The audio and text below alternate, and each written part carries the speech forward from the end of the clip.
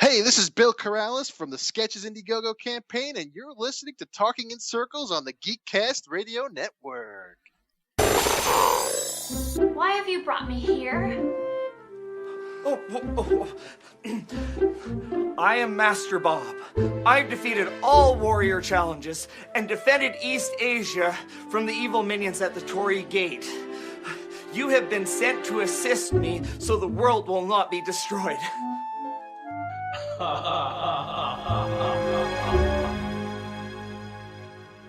You are now on the inside of what I like to call the circle of trust.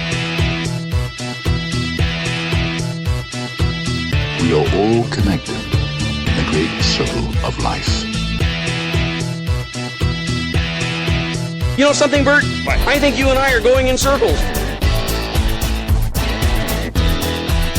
It feels like we're going in circles.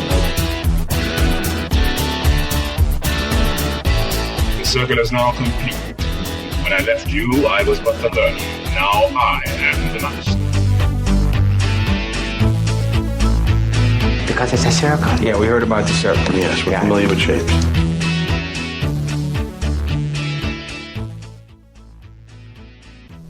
Hi, this is Greg. This is Trump. And this is Dan, and we are Talking in Circles, brought to you by the Geekcast Radio Network. And today we are again very blessed to have a number of special guests with us today. They all have collectively worked on a great little short film called Game Companion, which we'll get into very shortly. We're really blessed to have them on our podcast today. I know we have a lot of people here. Do you mind just kind of going down the line and explaining who you are and what your role is within Game Companion? You bet. My name is Gord Bestwick, and I play the character of Bob, who is kind of, you'll probably call him the main character of Game Companion. And we'll get into what I actually do in the film a little bit later. Hi, my name is Leela Parks. I helped out with costumes, a little bit of voice, and still photography for the Game Companion. And I'm Sydney, and I was acting as Janie. All right. Very nice. Very nice. And for those that don't know, Game Companion, it's a short 12-minute or so film where you have two friends who are having a time playing some video games, and then it then comes to life. So kind of, were you part of this entire creative process as well, or were you all just kind of coming in as it was already created? Well, myself, I came in at the audition process, and there had been some script development done by one of the co-directors, Brian Moreland, who had come up with the concept and then fleshed out the script. I was brought in basically at the casting process, and then we did some fight training and choreography, and then went to film. So, that's about my involvement on the initial stages of it. Okay. How about you, Leela? Okay. Well, I got contacted from Jeff Monson, who was directing also, along with Brian, set up a meeting to go over some ideas for costumes. So it was there kind of at the beginning of the creative process. So it was really neat to see everything come together, like right down from the casting, with all the different actors and actresses that we had come in, and especially like the costumes, love cosplay. So it was neat to see and dress everybody up. So are you yourself, or did you come in this as a cosplayer yourself, or are you just someone who enjoys just the element of costume design? I love costume design, but I've been cosplaying for years, so I'm very nerdy. And this, the appeal of this concept of this short film was like kind of right up my alley. So I was like, yeah, I'm gonna jump on this. Well, what kind of characters are you similar to the film? Because I know the film feels very much influenced by anime and video games. Are those the type of characters you yourself are interested in? Most definitely, and I guess sort of with Brian, that was sort of the vision and direction that he had. So I would kind of just do rough character, like garment concepts, send those over to him, see what he'd like, what he didn't like. And from there, we just, went shopping, found all the pieces, tried to get everybody suited accordingly, from weapons to footwear to wigs, contact lenses. So it was a great process. It's like playing adult dress up, basically. Pretty much. Not the weird kind adult dress up. Just be clear on this. The whip. No weird zippers and a lot of leather. So that's what you're saying. This podcast is going exactly where I like it to go. And Sydney, what was your? How did you kind of get involved? Yeah, I literally saw a thing for the audition times, and I saw like a little blurb about the concept of the film, and I was like, that's really cool. I want to audition for that, and I did. and that's it. Way, straight and to the point. That's so. Yeah. Are you yourself? Are you into the similar kind of world, the anime, video games type of world as well? I've always really, I used to really like anime, and when I was in, grade 5 and stuff, I really wanted to go to Japan and do cosplay stuff. I never really did, though, because I really like the look and the aesthetic of everything. I just don't really actually get into anything like that, so I wouldn't be able to actually, be a cosplayer and, do that. I wish that I, was into video games and stuff like that, though, because then I could, and it would be awesome, but yeah. So you're supposed to say you are into them for the you're supposed to pretend. Yeah. I'm supposed to lie. You can make up. Honestly, I'm not that into anime, so you could just start making up names and be like, "Yeah, that's a great character. I like that character."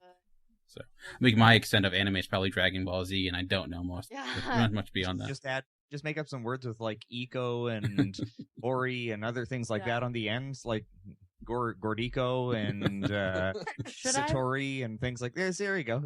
Should I watch Dragon Ball Z though? Because it's a little word that keeps coming up in my life now. I'll just randomly hear about Dragon Ball Z, and I'm like, why?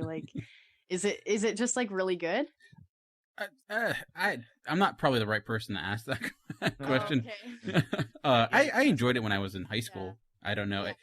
It's kind of like maybe the Looney Tunes of anime. It's just one of the big staples people go to is it's it's huge, it's very popular. It's been around forever. So I'm sure when people think of anime, that's often the first thing they think of. Yeah. Or Sailor Moon, of course. Or Sailor Moon, yeah. Again, anime fans are probably yelling at me. Well, there's a Cowboy Bebop and something Samurai X, or I'm sure we are not highly anime or manga aficionados here. Yeah. Well, you know what they need to do is they need to go chill out, sit down, and watch some more anime. That's what they need to do. Stop yelling at us. So, for this, have you all when you came into this process, you mentioned you've all come in different ends. Have you had past experience acting previously, or within film production before, or was this kind of all your first introduction into the short film? I've been acting since I was born, so I just love acting. I love everything about acting. That's just my whole angle on making movies and stuff. I'm mostly just an actor. I'm not really a behind the scenes person. Yeah. It doesn't make any sense to me. It's acting's my world, and then it's I see the worlds of camera and editing and stuff, and I'm just I don't get this. This isn't my element. So yeah, I should learn more about that. But yeah, it's just pretty much acting for me. So what kind of got you into the entire acting element? Was this something you just always want to do since you were little? Yeah, it's just I've always done it. It's just what I like doing more than anything else. It fits me more than anything, and I love it so much. Interesting. Yeah. Now, I had managed to kind of get into this because Brian had seen some of my previous work on a short film or a web series called Sidekicks, the web series, and where I played a character by the name of Wily Weasel, and he had seen me. And now, Sidekicks, the web series, is not actually technically a web series. There were a couple planned episodes, but they had got kind of the remaining episodes had got caught up in kind of production limbo there for a little while here. So episode 1 of Sidekicks, the web series, the web pilot is that? Yeah, the web pilot. So he had seen my work on that, and myself, I've had some stage experience over the years and kind of touched in other medias, doing a little bit of local radio and showed up here and there. So my foray into film wasn't much of a jump from my previous endeavors in life. Okay. And similar to Sydney, have you always been into the aspect of acting? Is it something you've been kind of doing your entire life? Oh, I'm a showboater in life. Yeah, it's one of these things where you get a choice. You either get to be an accountant or some kind of weirdo that just loves to jump into the public spotlight. And accountancy just didn't call for me. I'll say that much. Yeah. Or you could try to be a very funny accountant, maybe. I'm sure there's a few out there.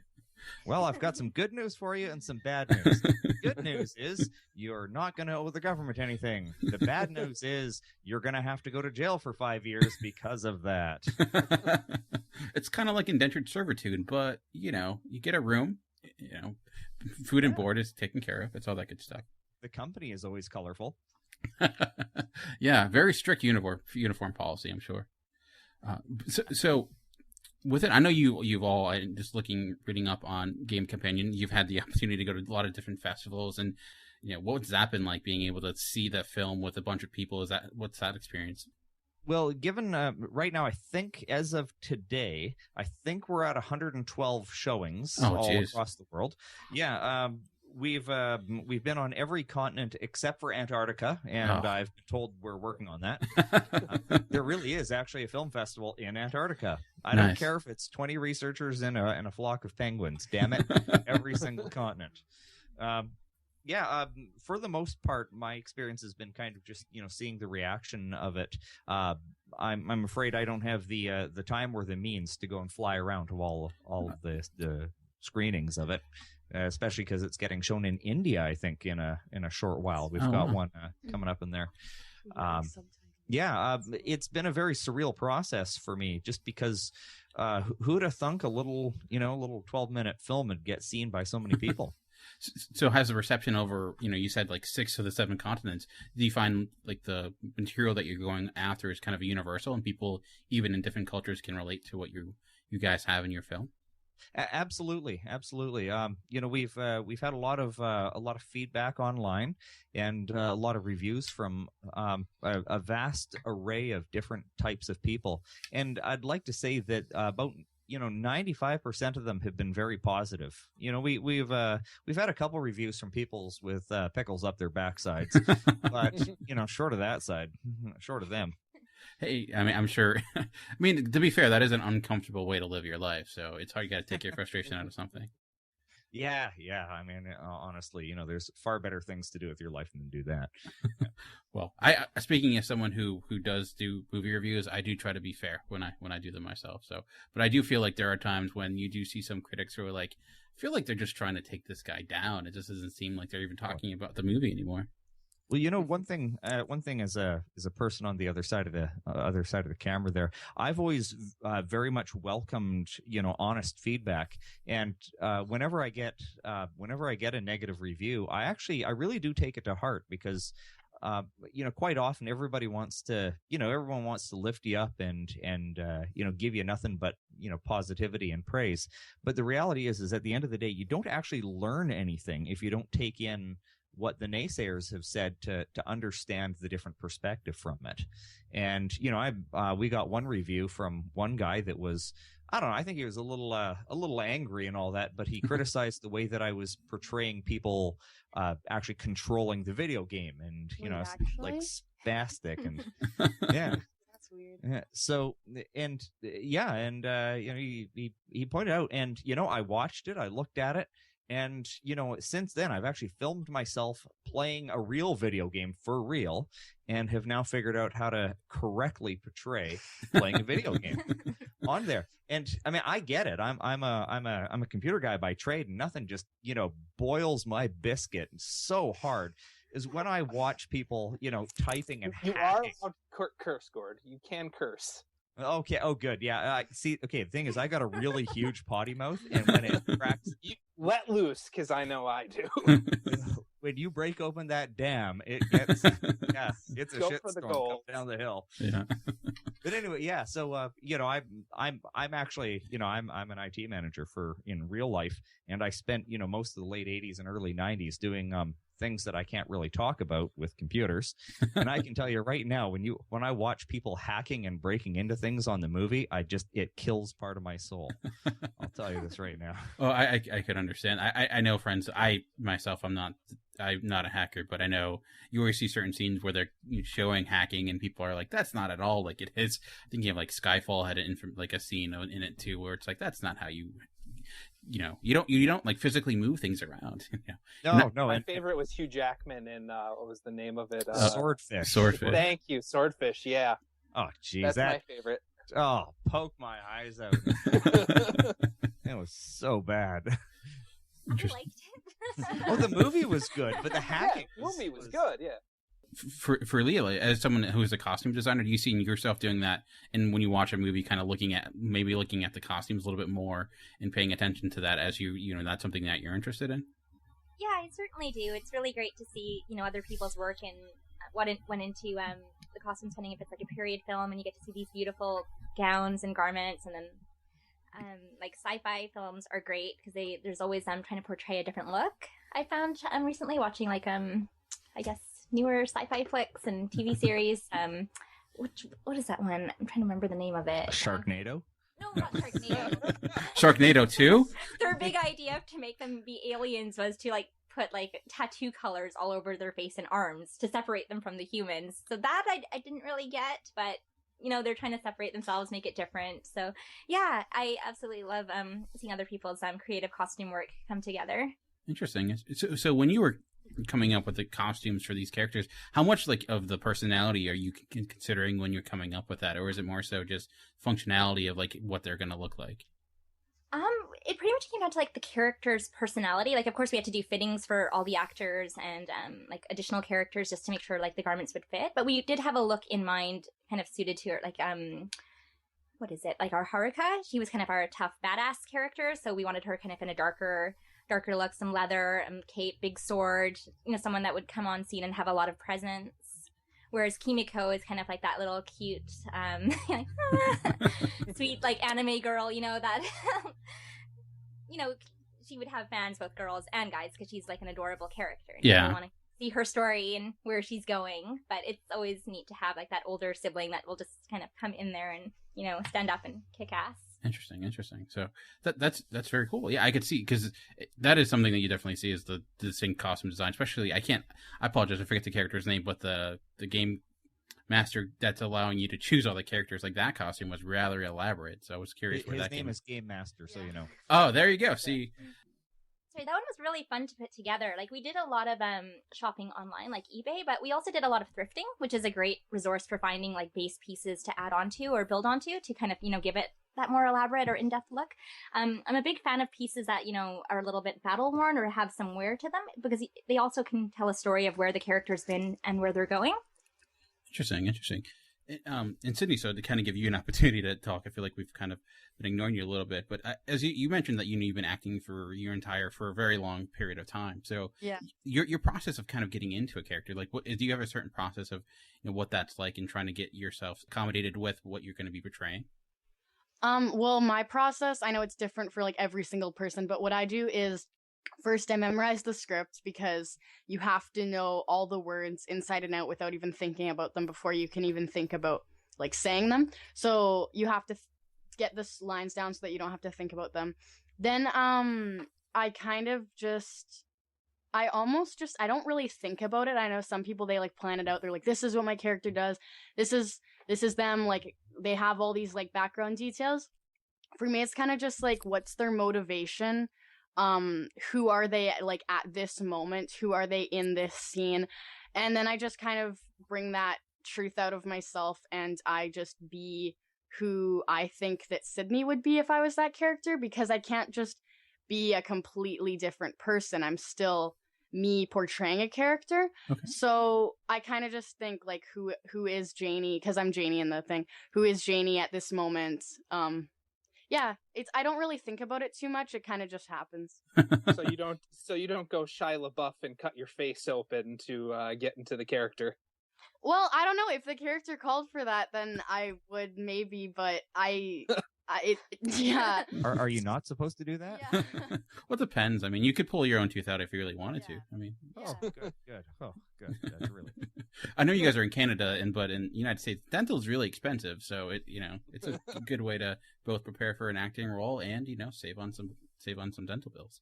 So we get lots of free medical here, but we don't get free dental straight across the board. Oh, so, really? Uh-huh. We actually feel your pain, but then we go to the hospital and get free drugs. So it's just fine. Yeah, we get drugs too, but it's an entirely different method. So yeah, I'm in Baltimore, so if you've ever seen The Wire, you kind of know what I'm talking about. So. Yep. So Gord, do you have a similar process as well in kind of getting into your character? I know it's like your character does seem rather natural, and it does seem like I feel like it comes across as someone that like you've seen every day, like a natural person. Is that kind of similar to your own personality? I've actually had a pretty we'll say a broadly varied life, and I've got to not only be exposed to but live a lot of different lives, you might say. And I've lived the video gamer life, I've lived the responsible adult life, and everything in between. So a lot of that performance did actually just come from touching in on personal experiences. And but for my process, what I actually like to do is I like to go through the script, and I know I'm a little bit different from other actors on this. I like to make sure that the script itself actually makes sense to the character. I'm one of those pretentious actors that actually thinks I can say the dialogue better than it's written, which I know there's two camps on this. One camp, everyone's going, yes, thank you, and the other camp is saying some pretty bad things to me about that. So that's the camp I sit in. I like to really get into the head of the character, and just for the time that it's on, envelop myself in what that character is feeling.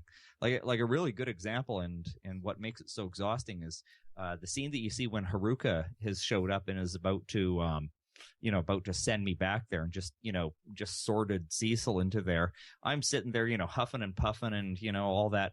That was actually physically exhausting, because I was really I made myself shake. I made myself, huff and puff on there. And, I like to try and, give as much as I possibly can. Interesting. On that. So when you're working, because I know like in Game Companion, you're working with, you're kind of almost like a blue screen in that way, where you're working with, things that are basically digitally enhanced. Is that, as an actor, is that kind of tough to just try to imagine what world you're actually in when you're in that situation? Oh yeah, it really is pretty challenging. Now we need to make two distinctions here. There was actually 2 days of filming. Day number 1 was strictly green screen, of which was all the fight scenes that you saw done, and so all the fight scenes that you saw were actually live action. They were done by actual people, and that wasn't very hard at all, because what it was choreographed fight moves that they just filmed and then got taken care of.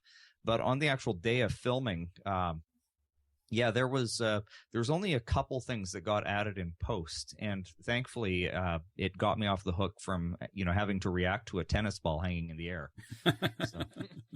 So you said this entire process was just done over 2 days? That's correct. What you actually saw is all the in-game fight scenes. So, in front of the temple where you saw that, you actually had a significant amount of the cast actually doing the live-action fight scenes on day 1.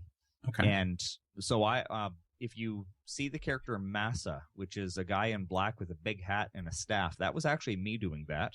Interesting. And and Leon was playing, I can't remember his name, the name of his in-game character. You guys know? No? Oh, it's escaped me. He had a big afro and black samurai pants and a blue blue top. Yeah, he actually stuck a sword through his foot during filming. Oh, wow. And lopped off the tip of one of his toes. Jeez, that's dedication. Oh yeah, for real. He finished the take and then went to the hospital. So you were actually using real life swords in those battles? Oh yeah, they were theatrical swords. So they weren't sharp, but they were definitely steel. Sharp enough to Yep. toe.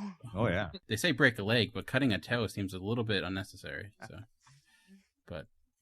suffering for your art. Yes, exactly. So Sydney, did you also get the opportunity to dress up as a fighter, or did you just play your role? I actually didn't. I was the only person who didn't play anyone else. I don't know if it was because I have such an aversion to I guess combative arts, you could say.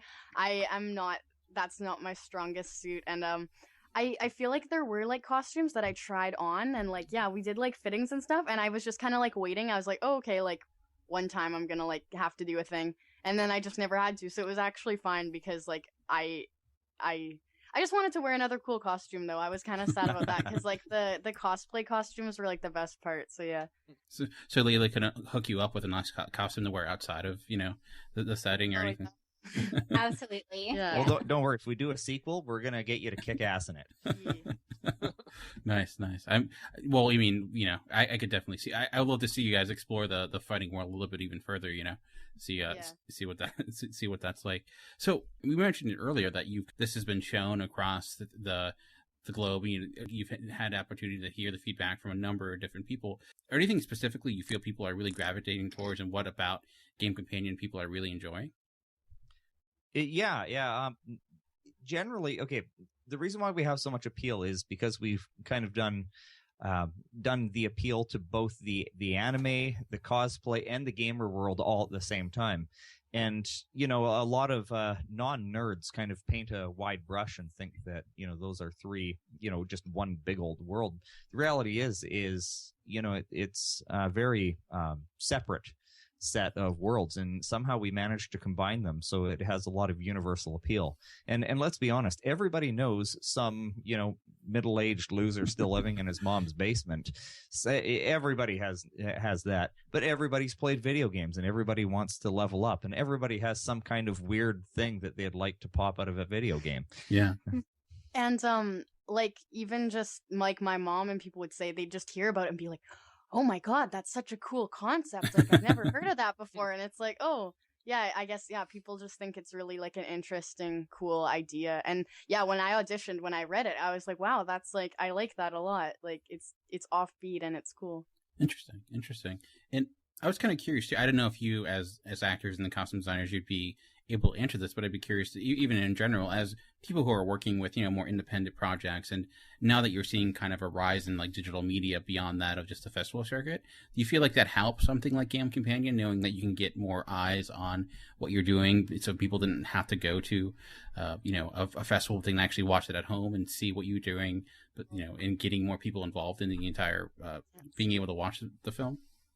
Well, something to keep in mind right now is we haven't actually released the film to the general public yet. Okay. And the reason why is very simple. Is there's a lot of festivals across the world that won't air things that are publicly available in the festival. Okay. So basically, what we're doing is we're going to wait till the run, the festival run is over before we release this to the general public. So if people did want the opportunity to see Game Companion, what would be the best way to go about and trying to get access to a festival you'll be showing? What we can do for all your listeners is after the podcast here, we'll send you some links. I can't remember which one is coming up soon, but we should have. There's a handful more of which are going to be happening. So what we'll do is we'll send you some links, and we can post it that you can post with this interview. Oh yeah, definitely. We'll put that on Geekcast Radio, so you'll be able to see all the different places that you'll be able to get access to the movie. So that'd be fantastic. You bet. And so Cindy, kind of getting back to your process as an actress, I just had a curious question, because as someone that you didn't get the opportunity to play, dress up, or anything like that, when you go to a character, like are there specific types of characters that you see yourself kind of more interested in than other characters? Ones that you find like, okay, this is the type of character that I want to play? Actually, like, not at all, just because I've played, like, over my many years of experience as an actor, I've played, like, literally so many just different, like, every role I've played has been so exponentially different that I have literally no set, just, this is who I play best. Okay. I just like playing all characters, because all people are just so interesting and different, so, yeah, I don't know. No, I could definitely understand that. I mean, I know sometimes people there's certain elements of a character that they always seem to find more fascinating than others. So, but I could completely get if you want to kind of run the gamut of different type of people, because I'm sure as an actor, that's a lot more fascinating when you can put yourself in different roles and different situations. Yeah, and just like, because when I'm like being a character, it's like I'm seeing the world from that character's perspective. So it's just, interesting to get to, play. I think the character most similar to Janie that I've played before was probably when I was like 10 or 11. I was in Charlie and the Chocolate Factory, and I was Mike TV, and I think that Janie's probably closest to that. But nice. Yeah, I like playing all characters because all people are just interesting in their own way. So we have a few people that have expressed interest in getting involved in the entertainment industry in one way or another.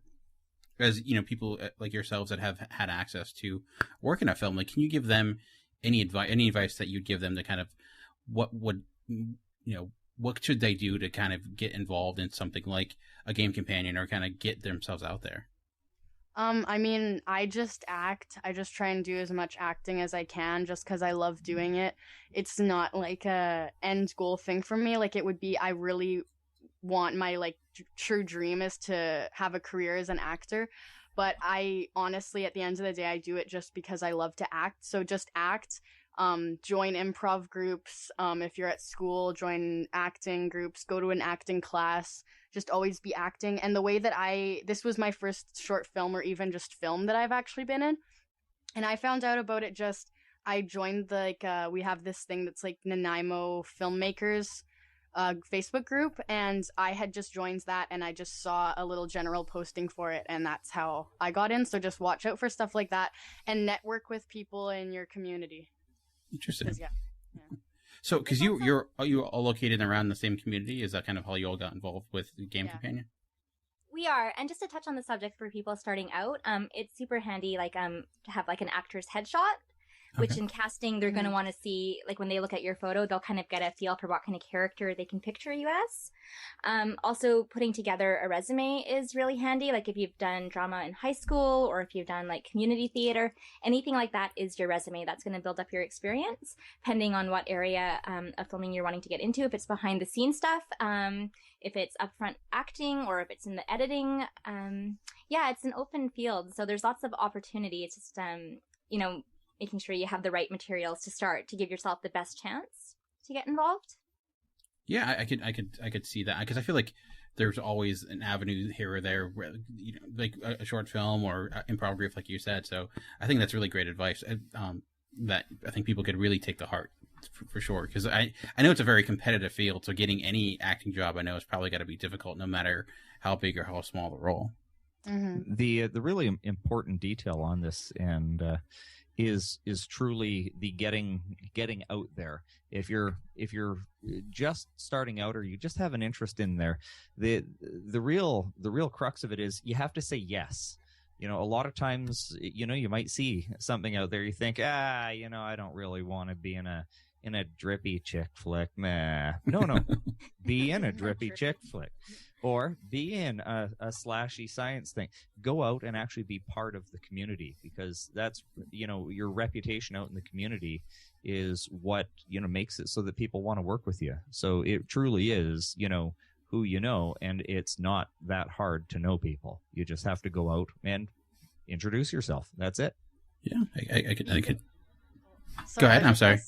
Be the kind of actor that people want to work with too. Like, that's so important. I know people who are like, oh, like, I'm such a good actor, like, blah blah blah, but then when they actually work on something, they're like rude and they don't know their lines and they are just very high maintenance and stuff, and it's like, it's not professional. So just like be professional, show up and like do your thing and be good at it, and people will want to work with you, like with anything. I think I can sum that up and to don't be a dick.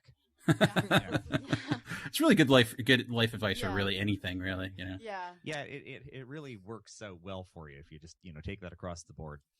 Yeah, I trying to be treating other people like individuals is certainly a nice thing to do.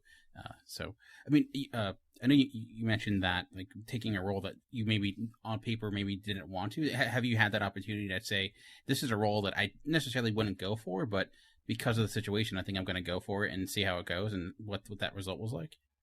I've had some things in live theater where I went out for one type of role and ended up getting something that really it wouldn't be something that I would have initially thought. My very first stage acting experience was in a play called The Boys Next Door, and I ended up getting cast as a schizophrenic who thought he was a golf instructor. And as they all do. At first, I mean, it's quite a, it sounds funny, and it was a dramatic comedy, and I actually had the most tragic and saddest character of the entire lot, which, initially wasn't something that I thought that would really have been my cup of tea, but I really grew into it, and it really helped me expand. So it really is one of these things where we as individuals we don't necessarily have the most accurate view of who we are and how the world actually sees us. So sometimes it's, best to just go throw yourself out there and see what sticks to the wall. Yeah, I could definitely see that, because I myself, Greg, Chuck, and I, we started doing this podcast about almost a year ago, honestly, and they were a little bit hesitant, and I kind of got into it because it's not my forte. I'm like you, in computers, a normal, 9-to-5 job, so doing anything like this was out of my wheelhouse. But I can imagine going on stage and actually taking a part of a character that's nothing like you and having people basically see you in that light, what that experience has to be. It's got to be kind of quite a rush to be a part of that. Yeah, it definitely gives you the chance and opportunity to experience other states of being, so to speak. Yeah.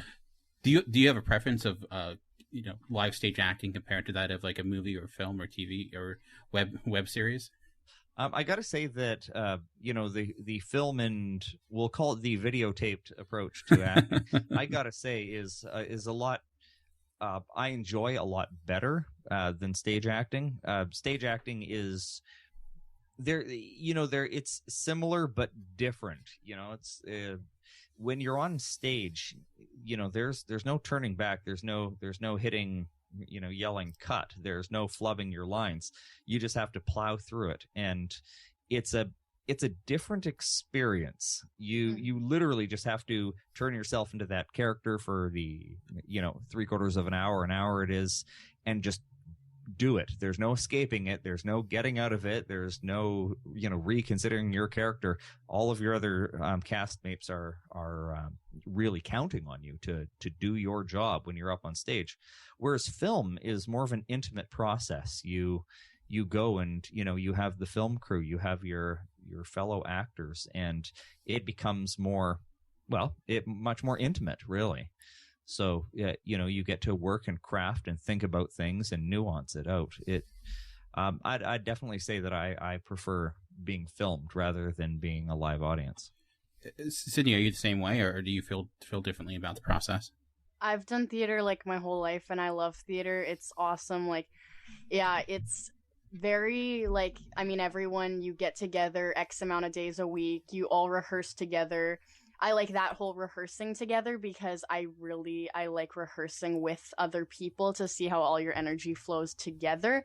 Whereas with filming, you're only really gonna see how your energy flows on that day. But then it's almost like on film, you all just come together and it all just unfolds in front of the camera. There's all the people doing their own little separate things. Whereas with the theater, you've all been coming together for months, and you've all been planning this together, and it's all been gradually unfolding. And now it's showtime, and it's all going to unfold in front of the audience, and hopefully it unfolds like it has been, the way we wanted it to. And I like theater. It's cool. It's very exhausting. You put so much energy into every, show, and you put so much energy into every moment that you do on screen. But yeah, like Gord said, you can take breaks, you can stop, and you can talk to the director, well, how do you want it, this way? And they can say, well, this and this. And I like the subtleties of camera too. You can just give something away with just your eye moving to the corner, whereas on stage you can't do that. It has to be all very big and exaggerated. Yeah. Interesting. With stage acting, with you, that gradual process of you kind of building that relationship with the character and with the other actors as well. Do you feel like you get to know the story better, or do you feel with film, since you said you can be more subtle, that you actually it's more so with film that you had the opportunity to kind of bake in the smaller moments a little bit more? Yeah. And with the whole story, it's you guys all with theater all come together and you kind of flesh out the story as you're going and figure it out. And then on camera, the story just kind of happens the way it does on camera, because the camera has to pick up the way the story goes too, and it's the relationship between your face and the camera and stuff. It's not just people on a stage. So yeah, it's weird how the story gets fleshed out differently, and it's Interesting, because I know it's with with a stage, what's happening right there and right then, but with as a actor in a film, editing and a direction can really change what your performance is like. So you're really leaving a lot up to the editor and director to see what your actual final product will be. Exactly. Cry to the tennis ball. Cry to the tennis ball. Oh, okay. Very nice.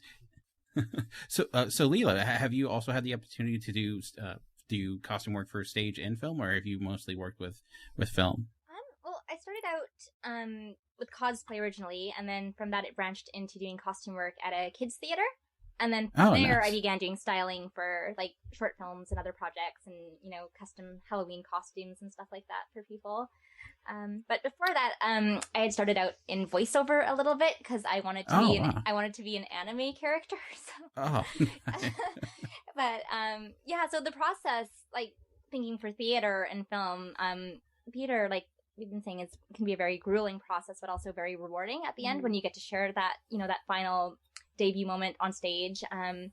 Filming can also be quite long too because the hours can go very long. Like you can have 14 to 16-hour shoot days. Project. That's... Yeah. Oh, hurry up and wait. Yeah. Yeah.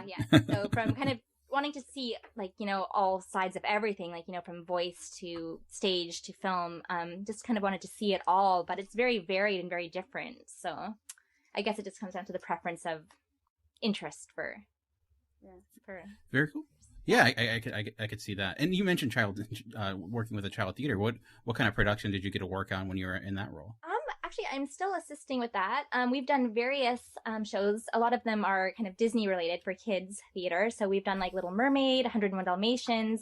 This season we're doing Aladdin and Addams Family. So I've got to work with doing up some props, costumes. I'll also be doing the face painting for the characters. So that will be a lot of fun. Nice. With kids, it's so great because you can just, they're just so lit up, and it's such a big huge moment for them to have that debut. So we're really excited. We're actually having our shows next weekend. Nice. And Aladdin's like my all-time favorite Disney animated film, so that's rather incredible. And I can imagine like those costumes have to be rather elaborate, considering like the different designs of everyone from the genie to Aladdin to like the magic carpet. So that's got to be quite the adventure. Yeah, anything bright, colorful, glitter, sparkles, anything that can catch the eye of the audience from the stage. So very cool. And so you mentioned you also got some little bit of experience with a voice actor. I did primarily because I was such a big, and still am, anime nerd. It's kind of like the goal to be one day become an anime character and be like an action figure, and poster, and I played that character. It's kind of on hold right now. Like I do a little bit of like fan dubs online. I don't know if you guys are familiar with the site voiceactingalliance.com. So what's that site like? It's great, and it has grown so much. Like I was using the site like 10 years ago, and now I come back and visit it, and there's over like 10,000 registered members. So it's like, it just took right off. But for anybody that would be interested in, maybe if they're shy to do acting but might have an interesting voice, that could be an opportunity. Like for a fan dub, for instance, say they're going to do a fan dub clip of Sailor Moon, they'll throw up a little audition blurb. You can, if you have your mic set up at home recording program, you can do a couple lines, email them in, and then you just wait. So it's a fun process too for anybody that might want to start off a little smaller. Cool. So what are some of the characters that you did voice acting for in the past? I did a couple bit parts. One of my favorite roles for bit part was on Inuyasha. I don't know if you guys are familiar with that one. I can say yes if you. I'm sorry. Anyways, there was this lecherous monk by the name of Miroku. He was one of the main characters, so he was kind of like the good-looking guy of the bunch, and I got to be a village maiden that said, "That guy is so handsome," and I was just smitten because I actually got to meet his voice actor Kirby Morrow at Anime Evolution one year, which took place in Vancouver, Canada. So I was just, I was totally smitten fangirl. It was awesome. Very cool. Yeah, we on our network we have a huge amount of voice acting fans. So you're amongst fans because we've had an opportunity within our network to interview a lot of different people from the voice acting world, and it's definitely something we respect because that is quite a talent to be able to lend a voice to a character and really give it life. So that's very cool. Very fabulous. And I'm sure if they're following your guys' podcast, they probably might be familiar with that website. I think they also have a page on Facebook for Voice Acting Alliance, but it's a great network and forum to connect with people with similar interests. So Yeah, and I know a lot of people that are on our network also partner. We actually have people who work with Geekcast Radio that also partner with BehindTheVoiceActors.com, which I know they do a lot of work with voice actors as well, and fan dubbing, like you mentioned, and getting in that world. So that's very cool. I mean, I myself am a horror, but we do this little skit on here called the Unknown that Greg writes, which is kind of interesting. But I have no acting talent whatsoever, but they're pretty decent. So I respect anyone who can actually, talk outside of their normal character. So. Definitely. It's great to, use your voice to be able to portray emotion and character. And I think that plays an important part, too, in acting, for film or theater, Yeah, very, very true. So I know we're kind of closing in here on an hour. So I was kind of curious if you guys have anything currently in the works that you would like to let people know about, and things that you feel like you have upcoming, any projects you have upcoming that we can look forward to. Well, it's funny that you asked. Right now, there's a project of which is filmed principal photography and is in post right now called Mining Moon, of which Sydney, sitting across the table from me here, is a very large role in. And it's a we'll call it a sci-fi. How would you like to describe it? It's like sci-fi. It's sci-fi with a heavy social commentary slipped in there with some, slave trading, intrigue, things. Yeah, Star Wars. You're saying you're in episode 7? Is that what we're saying? No. If I was in episode 7, I wouldn't be living in a house this dumpy. Yeah. Or on a podcast this small, I'm sure. So. No. We love all of the press. Yes. Yeah. No, it's going to be released. It's directed by Brian Moreland, and is going to be hopefully coming out in spring of next year. Maybe we'll say around the February-ish kind of time, and I'm sure that we're going to get in contact with you and tell you guys all about it. Interesting. Is that a short film too, or is that feature length? No, it is a short film, but it will be approximately a half an hour long-ish, give or take. Yeah, it's not a full feature length, but it's definitely not a short film. Cool. I think the current runtime is just a shave under 30 minutes. Interesting. So you said, Cindy, you're also in that as well? Yeah, I'm like an albino slave. Interesting. Yeah, it's really wow. It's fun. But we can't give away any of the plot. I'm sitting here just absolutely. I've got fiberglass insulation in my underwear. I'm itching so bad. May want to take that out. Oh my God. And we really want to tell you lots about it. There's really great makeup that's been done in it. The visuals of it are looking very nice right now. And it's definitely not a comedy. It's not in the same. I wouldn't put it in the same category as Game Companion, but definitely it's going to be worth checking out. And I hope everyone enjoys it when it comes out. Interesting. Is that? You feel like with Game Companion that was very much influenced by video games, obviously, and anime. Is it similar with this, or is it a completely different type of animal? It's definitely not influenced by anime. This has been influenced by characters in a video game that the Brian had played in his life. So this was there's a very specific game that he's told me now on like 3 different times. That this has been influenced by, and unfortunately, I just can't seem to remember that right now. So, is it Mario by any chance?